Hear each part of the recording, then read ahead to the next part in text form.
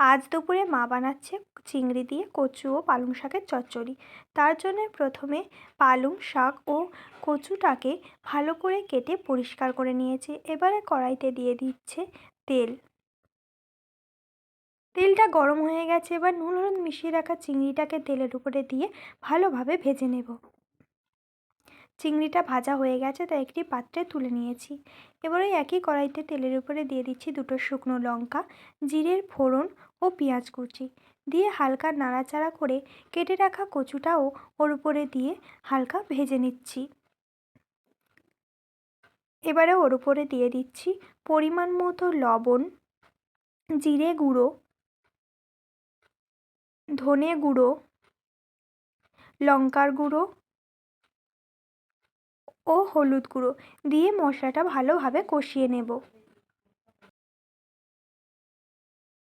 কচুটা কষানো হয়ে গেছে, এবারে ওর উপরে কেটে রাখা পালং শাকটা দিয়ে দিচ্ছি, দিয়ে এটা একটু নাড়াচাড়া করে নিচ্ছি।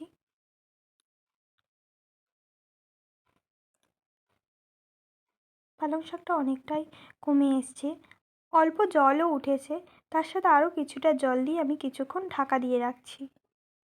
তরকারিটা প্রায় হয়ে এসছে, এবার ওর উপরে ভেজে রাখা চিংড়িটা দিয়ে অল্প নাড়াচাড়া করেই একটি পাত্রে নামিয়ে নিলাম। এবার এটা গরম গরম ভাতের সাথে পরিবেশন করুন চিংড়ি দিয়ে কচু ও পালং শাকের চচ্চড়ি।